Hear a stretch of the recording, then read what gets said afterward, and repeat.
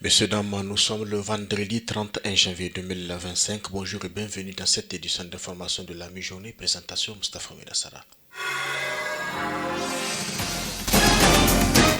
Au sommaire de cette édition, les 230 enseignants titulaires résiliés pour avoir refusé de suivre l'évaluation de 2017 sont réintégrés et sont en train d'être affectés sur l'étendue du territoire national. C'est le fruit d'un long combat syndical. Dans cette édition, la réaction de Farsanti Magaji du SINASEB et aussi le témoignage d'un enseignant résilié mais réintégré. Ce vendredi est le dernier jour pour l'inscription en ligne au baccalauréat session 2025. Les inquiétudes planent sur la procédure dans cette édition des précisions. Le Niger devient le premier pays d'Afrique à éliminer la cécité des rivières et au Nigeria, la raffinerie de Dangote réduit les importations de carburant au Nigeria à un plus bas à 8 ans. Voilà pour le sommaire du journal.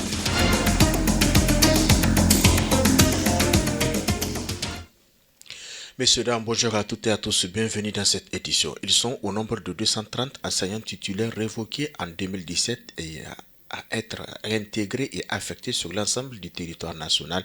Ces enseignants ont été résiliés suite à leur refus d'être évalués lorsque Mamadou Daouda Martin fut ministre de l'Éducation nationale. La réhabilitation de ces enseignants était un des principaux points de revendication des centrales syndicales. Pour Farsanti Magaji, coordinateur régional du syndicat national des agents contractuels de l'éducation de base SINASEB Maradi, c'est le fruit d'un long combat. Beaucoup de nos camarades victimes, en tout cas de l'évaluation illégale et injuste de 2017, perpétrée par l'ancien ministre de l'époque de l'éducation, aujourd'hui par la grâce d'Allah et au concours du CNSP, n'est-ce pas, ces camarades ont été réhabilités, ils ont été réintégrés dans la fonction publique, comme déjà c'était des camarades qui avaient leur numéro matricule depuis 2014. Lorsqu'on avait programmé de faire cette évaluation, nous avons dit que c'est une évaluation, n'est-ce pas, donc préconisée, mais qui ne cadre pas avec les dispositions du statut général de la fonction publique. Ces camarades ont boycotté en respectant le mot d'ordre de grève, n'est-ce pas, donc du syndicat. Cela les a bloqués parce que le ministre de l'époque a dit qu'il n'est pas question en tout cas de les affecter et pour pouvoir les solder. Mais maintenant, alhamdulillah, ces camarades vont rejoindre la grande famille, ou déjà ils ont rejoint la grande famille, car ils ont été affectés, n'est-ce pas, donc à l'intérieur du Niger, dans toutes les régions du Niger. C'est une fierté pour nous en tant que syndicat, parce que l'histoire nous a donné raison. D'autres ont boycotté. Aujourd'hui, ils ont les résultats devant eux. D'autres, malheureusement, ils n'ont pas, comment on l'appelle ça, respecté le mot d'ordre. Ils ont été évalués, qui, malheureusement, après l'évaluation, vous avez constaté de vous-même que plus de 13 000 de nos camarades ont vu leur contrat résilié. Je pense que même ces camarades qui ont été victimes de cette évaluation, dans le jour à venir, Inch'Allah, ils seront réhabilités. Ils sont au nombre de combien? Nous avons pratiquement 230 camarades qui ont leur matricule mais non soldés. Nous le savons que c'est l'un des points, la réhabilitation des enseignants résiliés suite à l'évaluation. Vraiment, ça fait partie des points de vos plateformes revendicatives. C'est le fruit d'une lutte. Le 15 février 2022, lorsque nous avions signé donc un protocole d'accord avec le gouvernement, il y a cette question. Donc, ça a fallu maintenant, au moment de la refondation, il faut le souligner parce que nous, c'est un point de notre plateforme revendicative déjà qui a été évacué avant même la mise en place du comité interministériel, Inch'Allah, qui va commencer les travaux d'ici peu de temps pour évacuer, n'est-ce pas, donc à toutes les questions relatives à la situation dans laquelle végète le monde enseignant. Est-ce que ça reste encore des enseignants qui attendent d'être réintégrés ou bien ce sont tous les enseignants qui sont réintégrés? Tous les camarades ayant leur matricule de 2014 ont été réintégrés. Maintenant, ce qui nous reste, ce sont les camarades victimes de l'évaluation de 2017. Parce que depuis 2017, nous avons assigné l'État du Niger en justice par rapport à cette évaluation qui était illégale, contraire aux dispositions du statut général de la fonction publique. Donc nous attendons d'un moment à un autre, Inch'Allah, cette question sera débattue au moment des assises du comité interministériel. Nous fondons l'espoir. C'était là donc le coordinateur régional du syndicat national des agents contractuels de l'éducation nationale SINASEB Farsanti Magaji par rapport à la réintégration des enseignants résiliés en 2017. Maman Habou fait partie de ces enseignants mais réintégrés. C'est un sentiment de joie qui l'anime depuis cette annonce de leur réintégration. Suivez sa réaction. Le sentiment, c'est vraiment un sentiment de fierté Et je ne cesse pas de le dire que c'est vraiment une grande joie qui nous anime et qui anime tous nos amis. Et aujourd'hui, vraiment, c'est une fierté. Hier, là, il ne fallait pas voir comment on avait un groupe. Le groupe allait éclater de joie. Et c'est une fierté pour nous et pour nos familles. Comment est-ce que vous avez eu à gérer toute cette situation après votre résiliation? Après 8 ans de chômage technique qui nous a été forcé, vraiment, on a vécu pas mal de situations. On a géré la situation dans des précarités extrêmes. Mais par la grâce d'Allah, maintenant, ça va devenir une histoire et c'est passager. Et comme Dieu a voulu faire revenir ces enseignants-là qui ont été opprimés, seul le pouvoir d'Allah est éternel. Voilà, l'histoire nous a donné raison. 8 ans de suspension d'activité, vous n'avez pas oublié un peu la pédagogie? Bon, la pédagogie, on l'a vu, c'est quelque chose vraiment qui nous est quotidien. Mais avec les différentes modifications que le programme a connues, il serait là, je vais profiter pour lancer un cri de cœur pour nos collègues. Parce que parmi nous, il y a ceux qui ont continué à exercer dans les établissements privés. Par contre, il y a ceux qui n'ont jamais tenu la craie depuis la suspension. Donc, le cri ici que je vais adresser à nos autorités, c'est de nous recycler. Parce que le programme a connu des changements depuis 2017 à aujourd'hui. Il y a eu pas mal de changements. Donc, c'est de nous recycler, au moins nous imprégner des notions de base parce que l'enseignant, comme on a coutume de le dire, c'est un tout. Maintenant, au fur du temps, avec les collègues que nous allons rencontrer sur le terrain, on va s'auto-former, Inch'Allah. Vous venez de suivre Maman Habou, enseignant résilié mais réintégré. Restons toujours dans le cadre de l'éducation. Cette fois-ci, ce sont les candidats à l'examen du baccalauréat session 2025 qui ont juste la journée d'aujourd'hui, 31 janvier, pour finaliser leur inscription en ligne. C'est la date fixée sur toute l'étendue du territoire national. Pour Ibrahim Ganda, proviseur d'une école privée de Niamey, il y a toujours des lacunes dans la constitution des dossiers et leur dépôt en ligne et aussi physiquement pour certains candidats.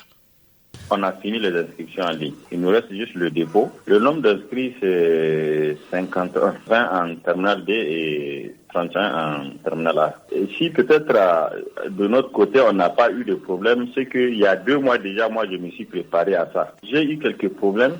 C'est surtout au niveau de l'attestation du BEPC. Vous savez, souvent les enfants, même après le BEPC, ils ne cherchent pas le diplôme. Oui, en tout cas, on a tout fini pour l'inscription en ligne, je veux dire. On a fait le dépôt physique. Sauf qu'on m'a rappelé avant-hier pour me dire qu'il y a une candidate qui n'a pas rempli la fiche DPS. Donc, par rapport à ça, le dépôt physique aussi, je crois que c'est la seule candidate qu'on a eu des problèmes sur son dossier. C'est l'appel que je lance à l'endroit des futurs candidats, qu'ils essaient d'abord de trouver leur attestation du BPC, comme c'est amené cette année, et ceux qui n'ont pas leurs extraits de naissance et nationalité disponibles, de les chercher. L'éducation. À Maradi, l'éducation inclusive est une réalité. C'est un concept qui vise à intégrer tous les enfants dans le système éducatif en tenant compte des besoins spécifiques de chaque enfant, qu'il soit bien portant ou en situation de handicap. Quel résultat concret ressort de la mise en œuvre de l'éducation inclusive à Maradi? Reportage Al-Kamato Momo Bachir. L'éducation inclusive est devenue une réalité.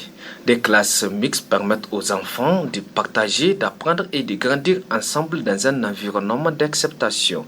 Ici, la communauté a joué un rôle important. Abdou Hamissou est un élève malvoyant en classe de primaire au collège d'enseignement secondaire CES Bagalam. Pour lui, il y a des avancées à enregistrer pour leur inclusion, même si des défis persistent. Maintenant, Dieu merci, dans le passé, les élèves malvoyants faisant face à de nombreuses difficultés, tant de la part de leurs camarades de classe voyants que des enseignants, qui ne manifestaient pas toujours la compréhension et la solidarité nécessaires. Cependant, aujourd'hui, la situation a évolué de manière significative.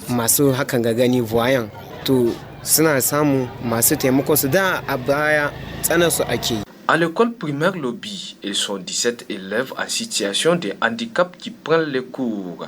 Dans ce centre, les besoins spécifiques de ces enfants sont pris en compte pour leur permettre de bien étudier. Selon Mohamed Hamissou, l'enseignant qui est aussi non-voyant et qui enseigne les élèves qui sont dans la même situation que lui, le résultat est satisfaisant. Il y a les non-voyants, les malentendants, les handicapés physiques et autres. Concernant la prise en charge, vraiment les enseignants, nous faisons de notre mieux à l'école Lobby. Même ceux qui ne sont pas des enseignants handicapés, vraiment ils apportent leur contribution pour le bien-être de ces élèves. L'appel que j'ai au niveau des parents handicapés de suivre leurs élèves à la maison, vraiment il y a une nette amélioration à ce qui concerne leurs notes là. Vu la première composition de l'année scolaire 2024-2025, nous avons des élèves handicapés qui ont 8,45 au CE1 et au CP 8,50 et un troisième qui a 8 net. Des initiatives émergent pour soutenir l'éducation inclusive. À ce niveau, des programmes spécifiques sont mis en place pour soutenir les élèves ayant des besoins particuliers. L'objectif est que chaque enfant ait accès à la même qualité d'éducation, comme nous l'explique Yaya Asman, président de la Fédération des personnes handicapées de Maradi.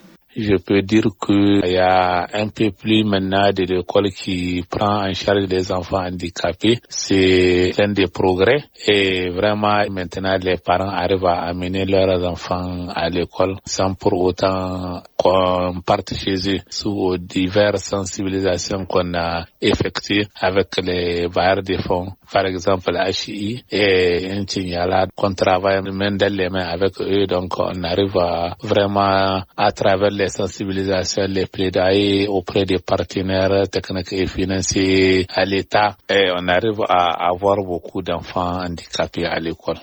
La mise en œuvre de l'éducation inclusive à Maradi est un voyage en cours. Des progrès ont été réalisés, mais il reste encore du chemin à parcourir. En portant un œil regardant sur l'inclusion des enfants vivant avec un handicap, la ville pourrait avancer vers un avenir où chaque enfant a la chance de briller et surtout lutter contre la mendicité de ses enfants, phénomène qui gangrène actuellement la société.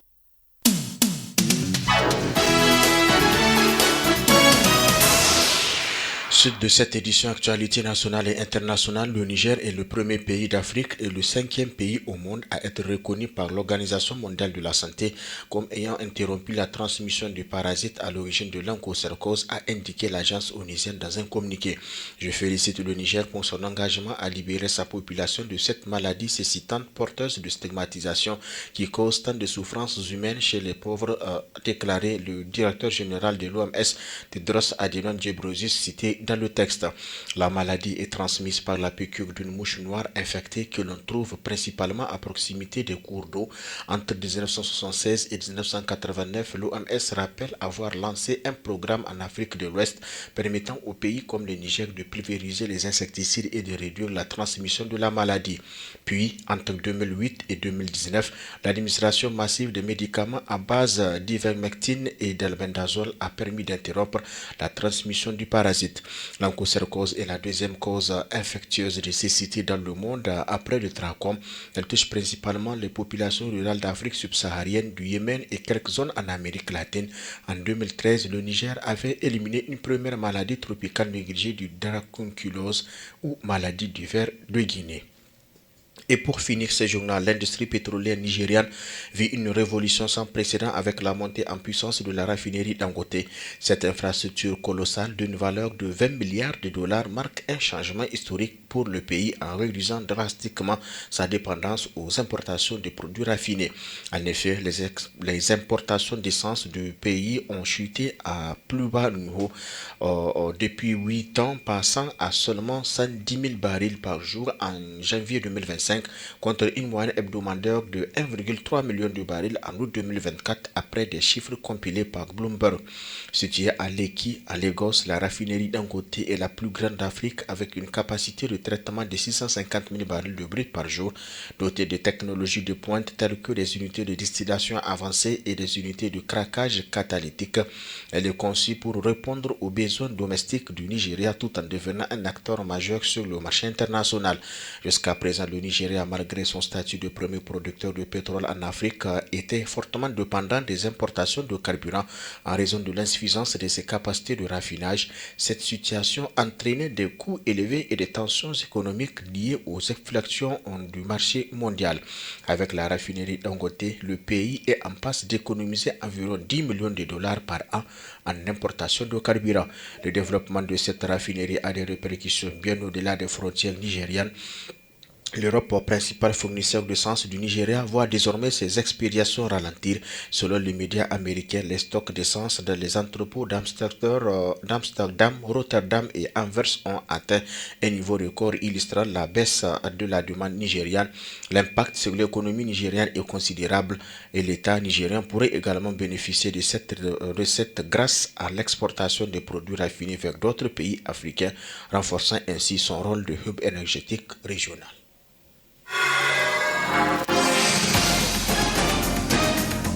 Messieurs, dames, pratiquement 12 heures passées de 15 minutes, c'est ainsi que s'achève Verco Info midi de ce 31 janvier 2025. Journal réalisé présenté par Mustafa Menassara, la cabine technique Maman Laouli Kata. Restez en compagnie de nos programmes